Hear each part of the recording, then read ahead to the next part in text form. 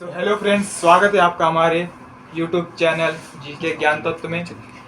आज हम लोग लिसेंट की 5वीं क्लास पढ़ेंगे, यानी कि पार्ट 5 लेक्चर 5। और मैं आपको ये बता दूं कि हर एक 5 लेक्चर के बाद, मतलब 5 लेक्चर के बाद आपको रिवीजन क्लास मिलेगी।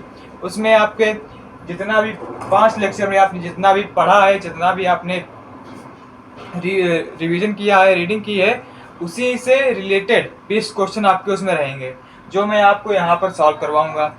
और ये है आपका 5वां लेक्चर। तो 5वें लेक्चर में चौथे में हम लोगों ने पढ़ा था, चौथे में बौद्ध जैन ग्रंथ और अन्य साहित्य के बारे में। अब आता है तो विदेशी यात्रियों से मिलने वाली जानकारी, मतलब जो विदेशी यात्री थे, अब उनके बारे में पढ़ेंगे। तो विदेशी यात्रियों में सबसे पहले हेनरी लालिजी, यूनानी रोमन लेखक। यूनानी रोमन लेखक में पहला आता है आपका हेसियस। इसमें आता है पहला हेसियस। हेसियस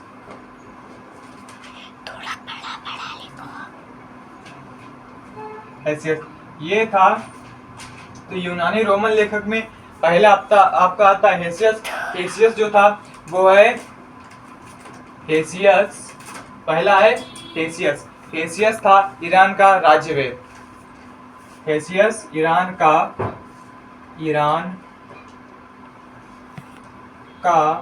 राजवेद।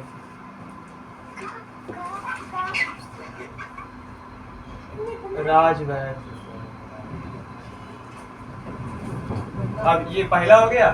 दूसरा हेरोडोटस।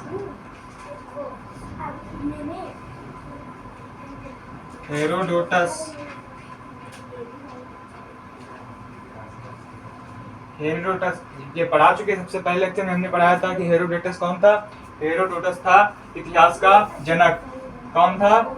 इतिहास का जनक या इतिहास का पिता, या तो इसको कहते हैं, मतलब जो इतिहास है उसका फाउंडर कौन है? फाउंडर हेरोडोटस है।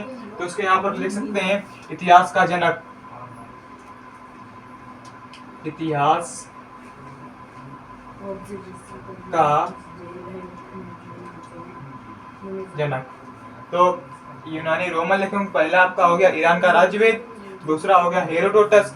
हेरोडोटस इतिहास का जनक, मतलब इतिहास का जनक, पिता या फाउंडर, कुछ भी कह सकते हैं। अब आपकी आती है तीसरा नंबर आता है मैगस्थनीज। मैगस्थनीज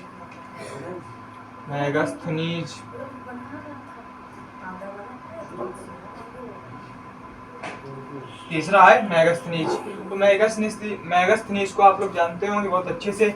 इसकी पुस्तक थी इंडिका।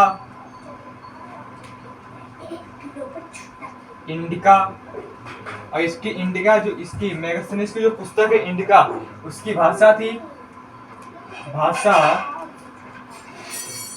ग्रीक थी। इंडिका की भाषा कौन सी है? ग्रीक भाषा है। और इंडिका में मेगस्थनीज की पुस्तक जो इंडिका है उसका भारत को 7 समाज में बांटा गया है। तो इंडिका में भारतीय समाज को 7 भागों में बांटा गया है। तो ये लिख सकते हैं आप, भारत को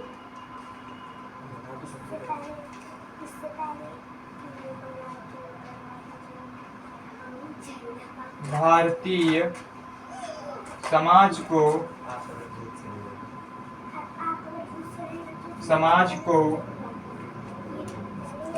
7 भागों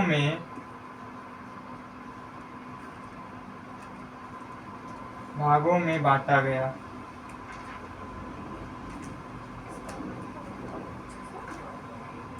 किस पुस्तक में? तो मेगस्थनीज की इंडिका की भाषा ग्रीक। इंडिका में भारतीय समाज को 7 भागों में बांटा गया है।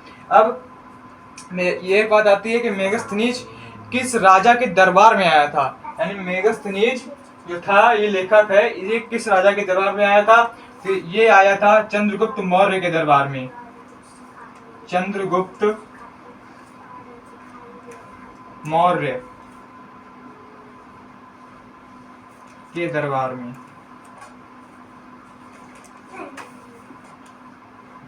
चंद्रगुप्त मौर्य के दरबार में ठीक है। मेगास्थनीज की पुस्तक इंडिका है, इंडिका की भाषा ग्रीक है। अब इंडिका में भारतीय समाज को 7 भागों में बांटा गया है और मेगास्थनीज जो लेखक है वो चंद्रगुप्त मौर्य के दरबार में आया था और मेगास्थनीज सेलुकर निकेटर का राजदूत था। मेगास्थनीज राजदूत, सेलुकर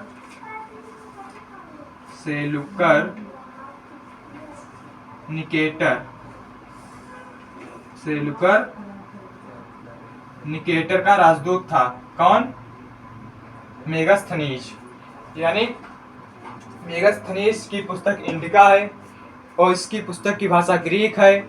मेगास्थनीज की पुस्तक इंडिका से हमें ये ज्ञान होता है, मतलब ये प्राप्त होता है कि भारतीय समाज को 7 भागों में बांटा गया है। मेगास्थनीज चंद्रगुप्त मौर्य के दरबार में आया था। मेगास्थनीज सेलुकर निकेटर का राजदूत था। ये आपका तीसरा नंबर हो गया। अब ये आता है चौथा। पहला भी हो गया। पहला है आपका हेसियस जो कि ईरान का राजवेद था। हेरोडोटस इतिहास का जनक यानी पिता या फाउंडर। तीसरा मेगास्थनीज की पुस्तक इंडिका है, ये इंडिका की भाषा ग्रीक है। अब इंडिका में भारतीय समाज को 7 भागों में बांटा गया है। मेगास्थनीज चंद्रगुप्त मौर्य के दरबार में आया था और मेगास्थनीज जो था वो सेलुकर निकेटर का राजदूत था। अब आपका आता है चौथा है डाइमेकस।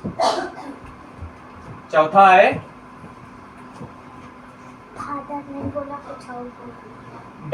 डाइमेकस।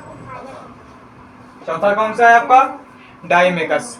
अब डाइमेकस जो था वो राजदूत था सीरिया नरेस आंतियोकस। राजदूत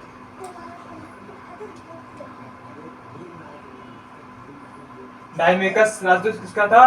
सीरिया नरेस आंतियोकस।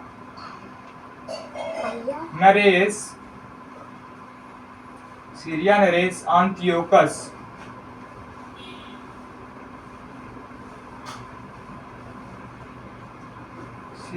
आंतियोकस। तो डाइमेकस चौथा डाइमेकस लेखक है वो राजदूत था सीरिया नरेस आंतियोकस का। किसका था?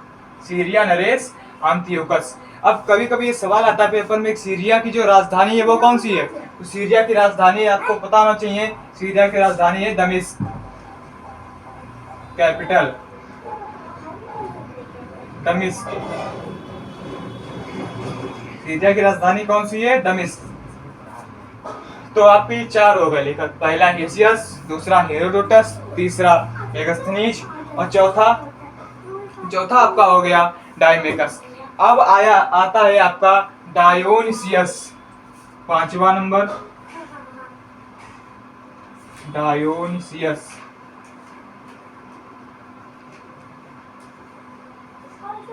क्या आता है? 5वां डायोनिसियस। अब इसमें भी एक बात आती है कि ये जो डायोनिसियस था, इसे डाइमेकस भी किसी न किसी राजा का राजदूत था। तो ये भी कंफर्म है कि ये भी किसी न किसी राजा का राजदूत होगा। तो ये राजदूत था मिस्र नरेस। ये राजदूत किसका था? राजदूत किसका था? मिस्र नरेस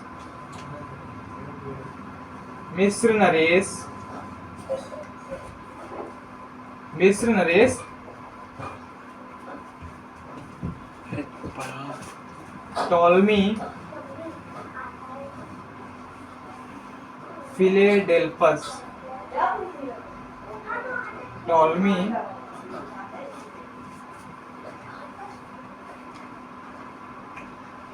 फिलेडेल्फस।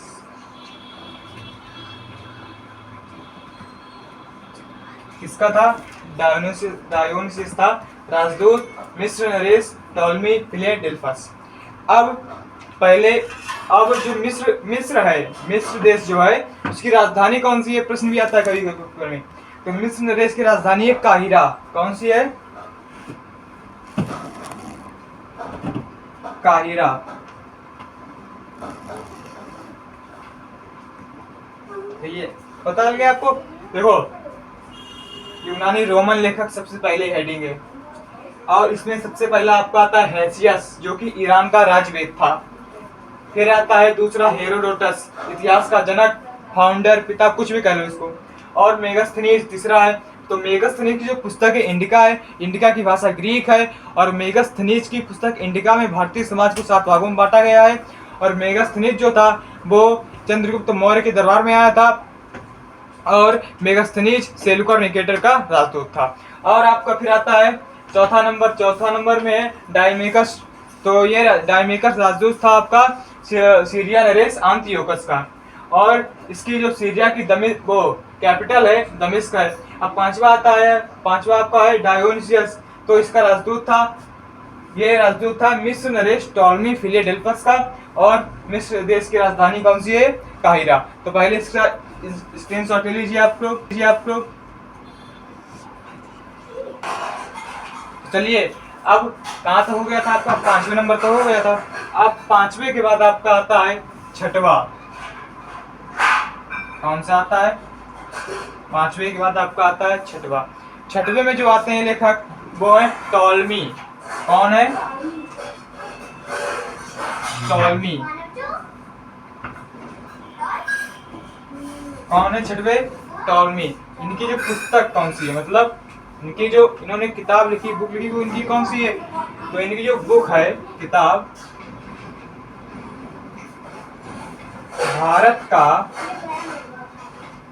भारत का भूगोल। तो टॉलमी की पुस्तक कौन सी है? भारत का भूगोल। अब 7वां आपका आता है पिलानी। कौन सा? पिलानी। तो इनकी जो बुक है, बुक इनकी है नेचुरल हिस्ट्री।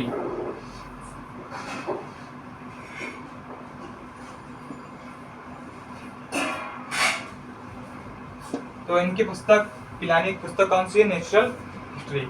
अब एक पुस्तक आपकी आती है जिसके राइटर अभी तक ज्ञात नहीं हो पाए, मतलब उसके राइटर अभी तक अज्ञात है। कौन सी है? पेरिप्लस ऑफ द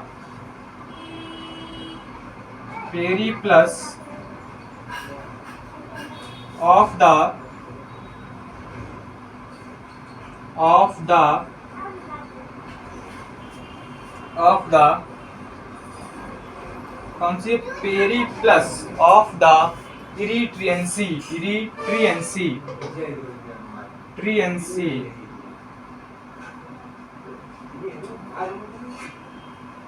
कौन सी है? Periplus of the Erythraean Sea. इसके राइटर अभी तक अज्ञात हैं अभी तक, मतलब इनका राइटर का पता नहीं चल पाया है। अब इस पुस्तक में पेरिप्लस ऑफ द इरिट्रियंसी, तो इस पुस्तक में हिंद महासागर के बारे में बताया गया है। उल्लेख किसका? हिंद महासागर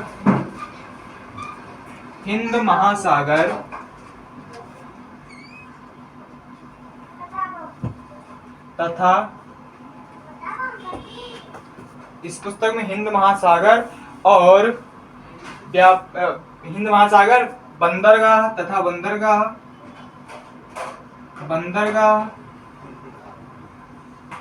और व्यापारिक वस्तुओं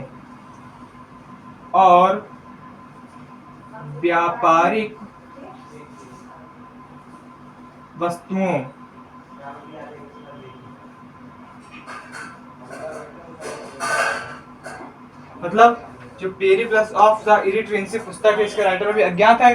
और इसमें बताया गया, इसमें उल्लेख है हिंद महासागर का और बंदरगाह और व्यापारिक वस्तुएं।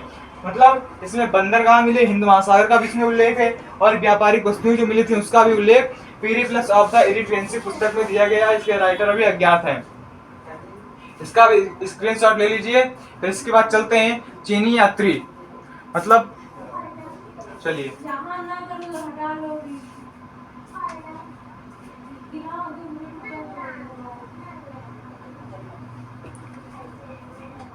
ये लिया स्क्रीनशॉट। अब आगे चलते हैं।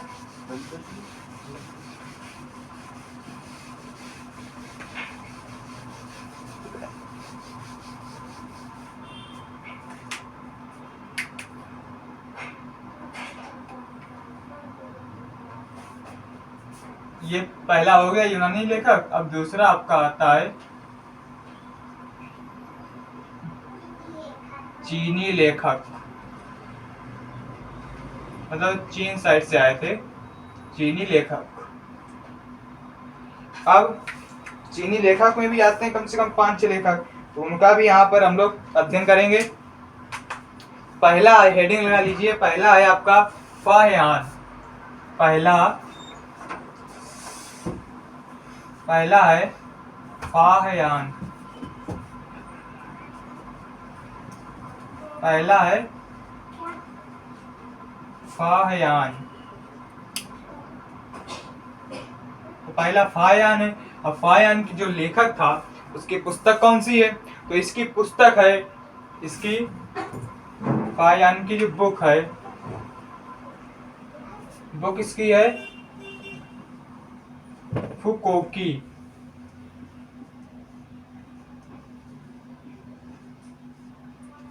फाह्यान की पुस्तक कौन सी है? फुकोकी। अब फाह्यान किसके दरबार में आया था? फाह्यान किसके दरबार में आया था? तो फाह्यान आया था चंद्रगुप्त द्वितीय के दरबार में आया था। तो फाह्यान चंद्रगुप्त द्वितीय, चंद्रगुप्त द्वितीय के दरबार में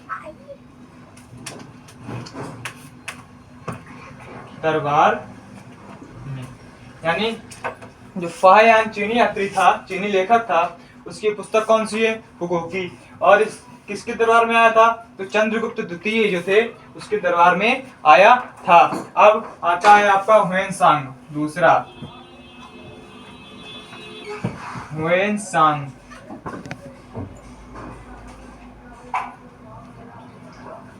फाह्यान हो गया।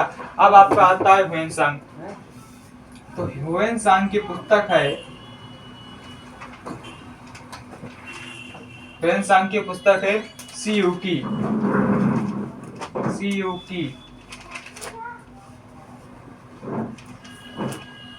ह्वेनसांग की पुस्तक कौन सी है?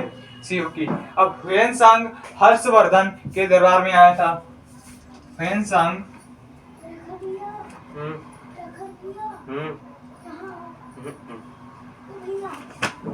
हर्षवर्धन के दरबार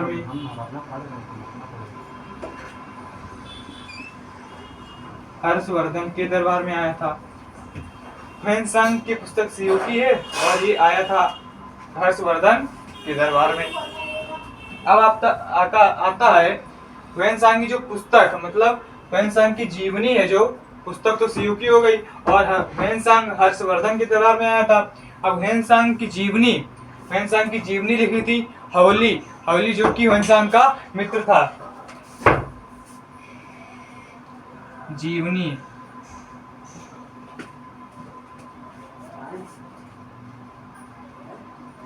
हवली ने लिखी।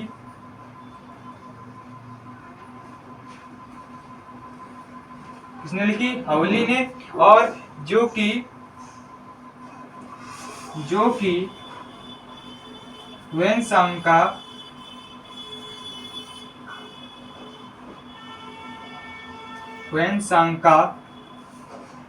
मित्र था।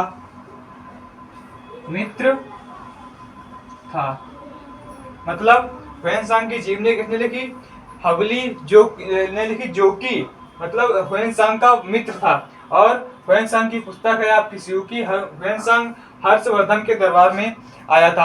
अब एक बात आती है, ह्वेनसांग के अन्य नाम भी हैं।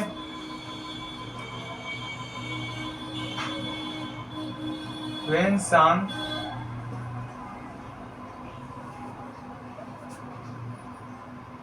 के अन्य नाम,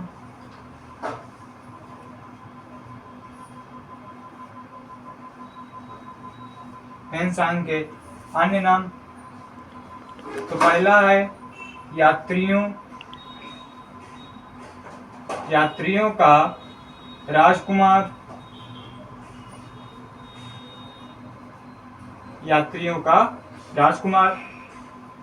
तो ह्वेनसांग के अन्य नाम यात्रियों का राजकुमार हो गया। अब आता है दूसरा शाक्य मुनि। शाक्य और तीसरा है, पहला हो गया यात्रियों का राजकुमार, दूसरा हो गया शाक्य मुनि और तीसरा हो गया नीति का पंडित। नीति का पंडित। ठीक है, तो हुएनसांग की पुस्तक सीयू की है। हुएनसांग हर्षवर्धन के दरबार में आया था और हुएनसांग की जीवनी हवली ने लिखी थी, जो कि उसका मित्र था हुएनसांग का। और हुएनसांग के अन्य नाम है यात्रियों का राजकुमार, शाक्य मुनि और नीति का पंडित। अब बात आती है कि हुएनसांग की जो शिक्षा थी, मतलब शिक्षा उसने कहां से ली थी। तो हुएनसांग की शिक्षा हुई थी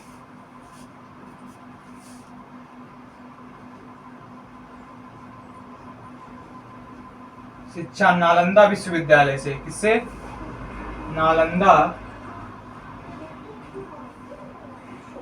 नालंदा विश्वविद्यालय।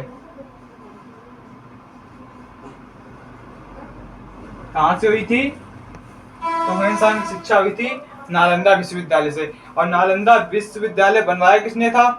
कुमारगुप्त प्रथम ने। किसने बनवाया था?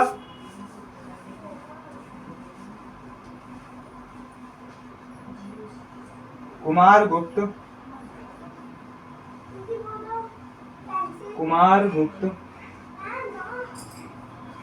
प्रथम। किसने बनवाया था नालंदा विश्वविद्यालय? तो कुमारगुप्त प्रथम। इसका भी स्क्रीनशॉट ले लीजिए, ले लिया स्क्रीनशॉट। अब आता है, कितने हो गए थे? तो ये आता है आपका चौथा नंबर। चौथे में आता है संयुगन, चौथा नहीं तीसरा है। फायान हुआ था और हुएनसांग हुआ था, तो तीसरा है आपका संयुगन। ये 518 ईस्वी में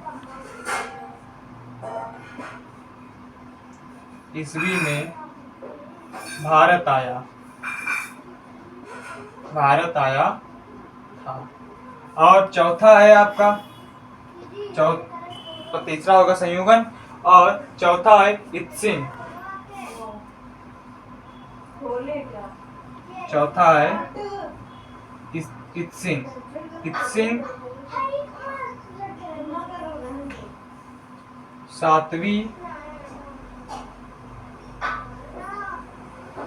सातवीं शताब्दी में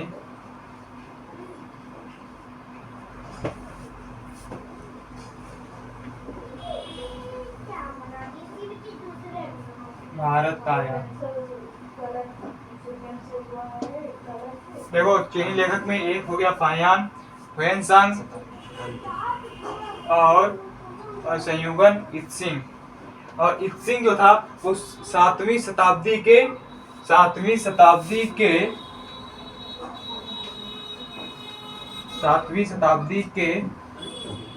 अंत में आया था। अंत में मतलब 7वीं शताब्दी समाप्त होने पर थी, तब इत्सिंग भारत आया था। तो ठीक है, चीनी लेखक में ये चार ही हैं। एक हो गया आपका फायान और दूसरा हो गया हुएनसांग, तीसरा हो गया संयुगन और चौथा हो गया आपका इत्सिंग। अब इनके बाद, इत्सिंग के बाद आता है आपका अरबी लेखक। अरबी लेखक में कौन कौन से आते हैं? तीसरा है अरबी लेखक,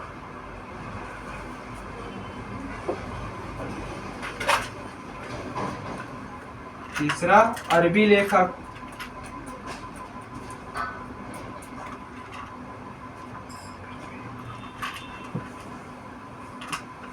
अरबी लेखक, अरबी लेखक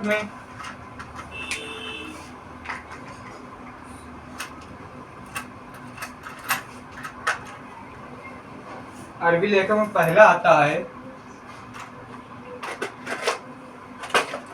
अल-बरूनी। इसमें पहला आता है अरबी लेखक में अल-बरूनी। और ये निवासी कहाँ का था? निवासी निवासी था ख्वारिज्म का।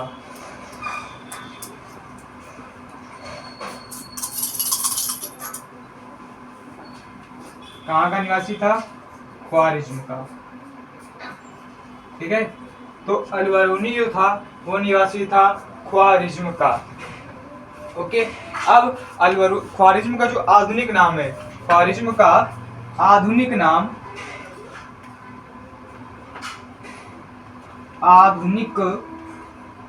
ख्वारिज्म का आधुनिक नाम तुर्कमेनिस्तान,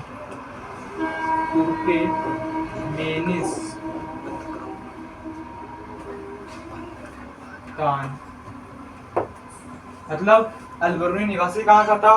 ख्वारिज्म का। अब ख्वारिज्म का जो आधुनिक नाम था वो है तुर्कमेनिस्तान। अब अलबरूनी एक बात आती है, अलबरूनी किसके साथ भारत आया था? तो महमूद गजनवी के साथ, महमूद गजनवी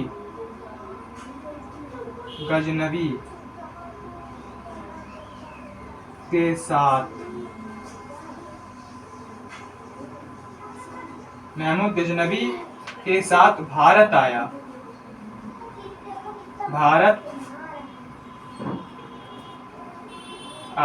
किसके साथ? महमूद गजनवी के साथ।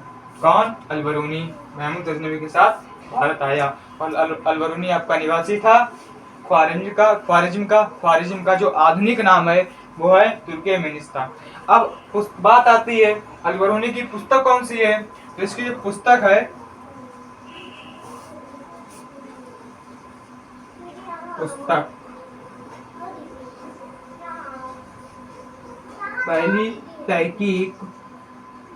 पहली है तहकीक ए हिंद। कौन सी है पुस्तक? तहकीक ए हिंद। अब दूसरी है एक किताब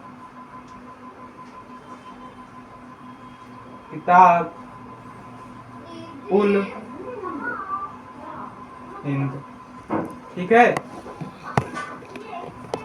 तो अरबी लेखक में पहला है अलबरूनी निवासी था ख्वारिज्म का आधुनिक नाम है तुर्कमेनिस्तान। और अलबरूनी महमूद गजनवी के साथ भारत आया था। और अलबरूनी की पुस्तक है तहकीक हिंद और किताबुल हिंद।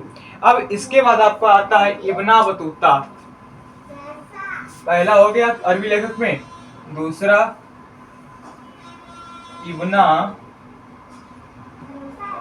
बतूता। कौन सा? दूसरा है आपका इब्न बतूता। अब इब्न बतूता जो था वो निवासी था मोरक्को।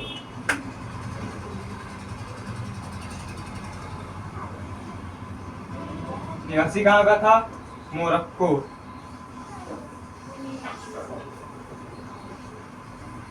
तो इब्न बतूता निवासी था मोरक्को का। अब इब्न बतूता 1833 में मोहम्मद बिन तुगलक के साथ भारत आया था। तो मतलब ये क्वेश्चन आता है कि इब्न बतूता किस सन में और किसके साथ भारत आया था? तो 1333 में मोहम्मद बिन तुगलक के साथ भारत आया था। तो 1333 में मोहम्मद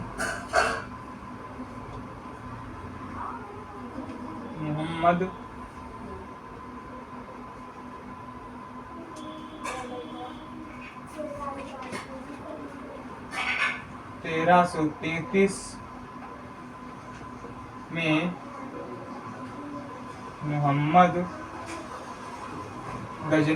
मोहम्मद बिन तुगलक के साथ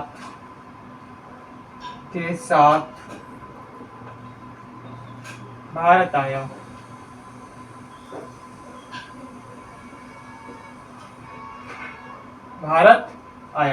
तो अरबी लेखक में पहला अल-बरूनी हो गया, दूसरा इब्न बतूता निवासी था मोरक्को का, और इब्न बतूता 1333 ईस्वी में मोहम्मद बिन तुगलक के साथ भारत में मोहम्मद बिन तुगलक के साथ नहीं, मोहम्मद बिन तुगलक के दरबार में आया था।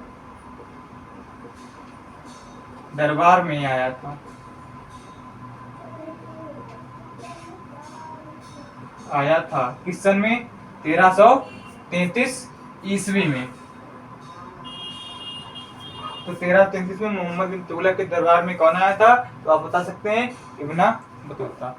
अब इब्न बतूता की पुस्तक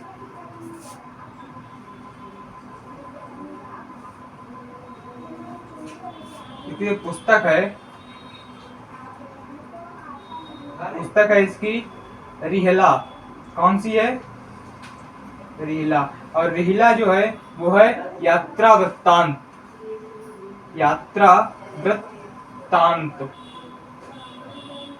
पढ़ा होगा आपने हिंदी में यात्रा वृत्तांत, डायरी, ये सब, वो तो अलग की बात है। और ये फिर इब्न बतूता की पुस्तक जो है वो है रिहला।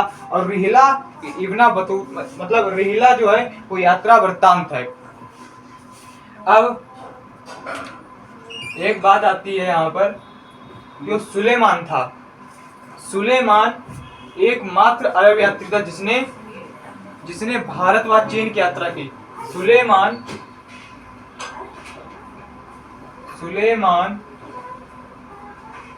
एकमात्र अरब यात्री था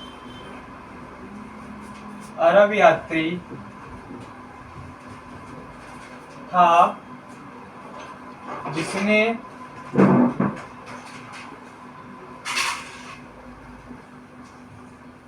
चीन व भारत की यात्रा की।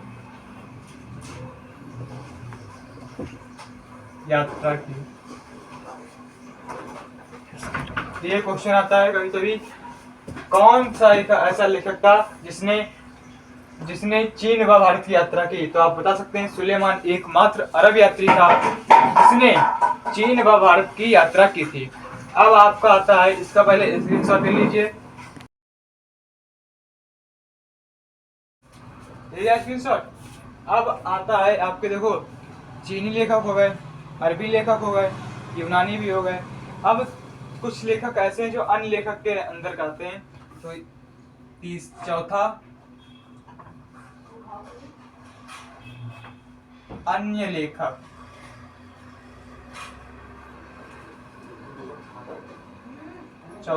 चौथा है आपका कौन सा?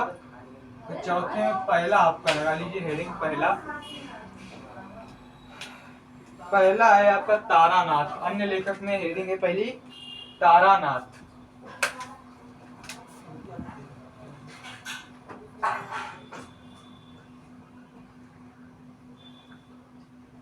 तो अन्य लेखक में पहला है कौन है? तारानाथ। और तारानाथ की जो पुस्तक है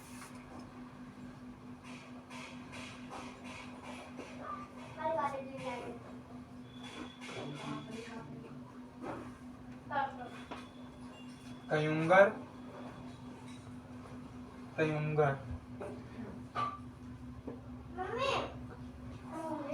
तारानाथ की जो पुस्तक है उसका नाम क्या है? कयुंगर और तयुंगर। और जो इनकी जो पुस्तक है उसमें भारतीय इतिहास के बारे में जानकारी मिलती है। भारतीय इतिहास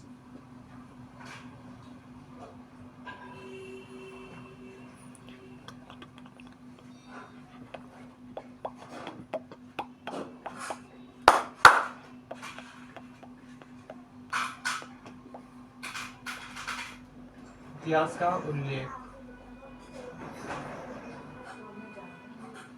तो भारतीय इतिहास का उल्लेख कयुंगर और तयुंगर पुस्तकों में मिलता है, जो कि तारानाथ ने लिखी है। और तारानाथ जो थे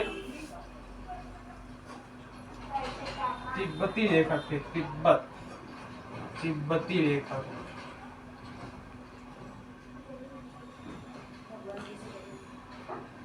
तारानाथ कौन थे? तिब्बती लेखक थे। अब तारानाथ ने एक बात कही थी, तारानाथ ने जो एक राजा था बिंदुसार, उसको 16 महाजनपदों का विजेता बताया था।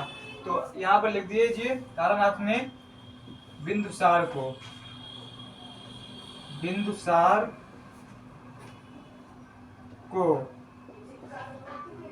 16 महाजनपदों का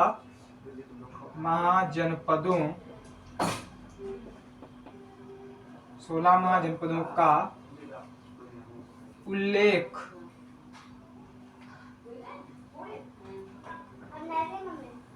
16 महाजनपदों का उल्लेख नहीं, विजेता बताया।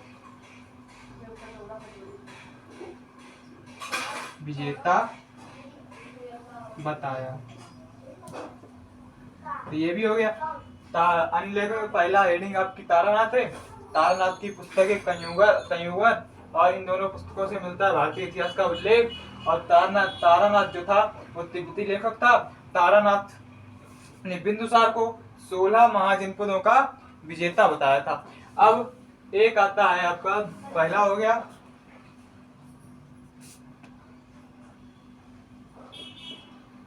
गया, दूसरा आता है आपका मार्को पोलो।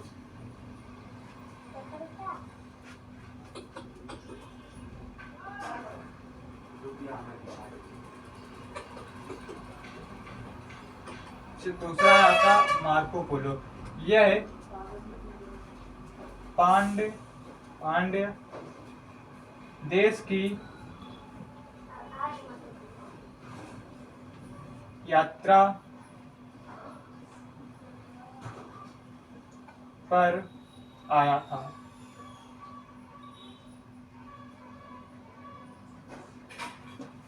तो ले लीजिए इसका स्क्रीनशॉट, मार्को पोलो पांड्य देश की यात्रा पर आया था।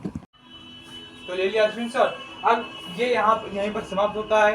अब इसके बाद जो ऐतिहासिक काल था उसमें जो आता है आपका एक तरीके से पुरातत्व साक्ष्य, तो उसके बारे में आगे के लेक्चर यानी लेक्चर 7 में पढ़ेंगे। लेक्चर 6 में हम जितने भी 5 लेक्चर हुए हैं, 5 लेक्चरों की एक रिवीजन क्लास होगी। उसमें 20 क्वेश्चन आपको दिए जाएंगे, वो क्वेश्चन 20 मैं यहाँ पर सॉल्व करवाऊंगा, और आपको हर एक क्वेश्चन का आंसर कमेंट में देते रहना है, ठीक है। तो चलिए फिर 5 लेक्चर खत्म हुआ है, और जल्दी छठवां लेक्चर आपको प्राप्त हो जाएगा। इसीलिए इस चैनल को आप सब्सक्राइब करें, लाइक और कमेंट जरूर करें कि कैसा लगता है आपको इस प्लेटफॉर्म पर पढ़कर, और समझ में आता है कि नहीं। धन्यवाद।